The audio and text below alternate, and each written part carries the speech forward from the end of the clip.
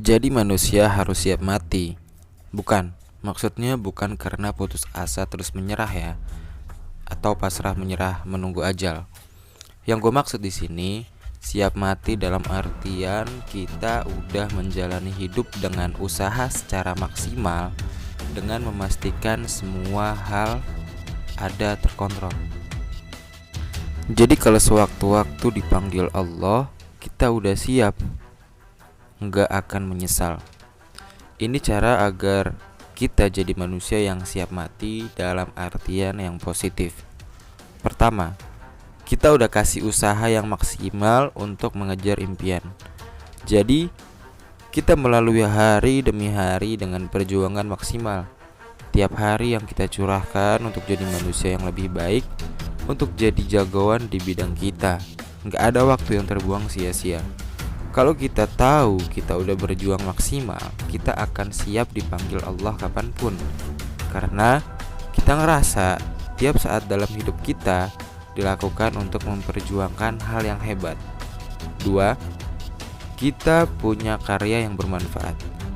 Kita bisa sesuatu yang bikin orang lain bahagia, yang bikin orang lain termotivasi, yang bikin hidup mereka lebih mudah.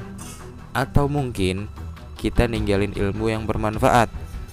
Kalau punya karya, kita akan paham kalau setelah meninggal, kita nggak akan hilang begitu saja. Akan ada jejak berbentuk karya atau ilmu yang bermanfaat yang akan bikin kita dikenang di hati orang lain. Kalau dalam Islam, ini bisa bernama amal jariyah. Jadi walaupun kita udah meninggal dunia, amal kita terus jalan, pahala kita terus ngalir. Dan ini adalah cara orang cerdas, seni hidup, seni cerdas dalam hidup. Sehingga ketika kita meninggal, kita tetap mendapatkan aliran-aliran kebaikan. Ketiga, kita nggak ninggalin beban ke orang tersayang. Simpelnya, kalau suatu saat kita mati, kita nggak akan jadi beban untuk orang lain. Nggak ada hutang, nggak ada rahasia yang memalukan, atau nggak akan ada tanggungan buat orang lain. Lebih bagusnya lagi, kalau kita bisa meninggalkan warisan, nggak harus dalam bentuk harta, tapi dalam bentuk karya dan inspirasi. Jadi, kalau kita ngerasa masih akan ada tanggungan yang membebani orang lain, kalau semisalnya kita meninggal, ayo berjuang, pastiin kita beresin secepatnya.